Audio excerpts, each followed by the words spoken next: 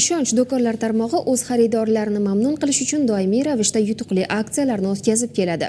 Bu safar ham Yangi yil bayrami munosabati bilan maxsus aksiya tashkil etildi. Unda belgilangan miqdordagi xaridni amalga oshirgan mijozlar ishtirok etib, ko'plab yutuqlarga ega bo'lishdi. Bosh sovrin 2 xonali uy esa qoraqalpog'istonlik yurtdoshimizga nasib etdi va yutuq egasiga uy kaliti topshirildi. 15 yildan ortiq faoliyat yuritayotgan ishonch do'konlari O'zbekiston bo'ylab xalqimizning haqiqiy ishonchiga sazovor bo'ldi. 2025-yil 1-dekabrdan 31-dekabrgacha o'tkazilgan ishonchdan Yangi yil tuhfasi aksiyasi g'olibi Qoraqalpog'iston Respublikasi Amudaryo tumanida istiqomat qiluvchi yurtdoshimiz bo'ldi. 2 xonali xonadon sohibasi Erkayeva Mahbuba Shukrulla qizi. Olqishlab qo'yamiz. Men 30-dekabr kuni ishonch do'konidan borib tilla buyumlarni xarid qildim. Menga 3 bilet SMS bo'lib keldi. Menga qo'ng'iroq qilishdi. 2 xonali uy yutib oldingiz deb. Unda ham ishonmadim. Keyin Mang'it filiali telefon qildi.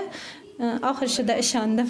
Bugun uyimizning kalitini topshirishda juda xursandman. Sizlar ham xarid qilinglar va qimmatbaho sovg'alarni qo'lga kiritinglar. Ishonchga kattakon rahmat.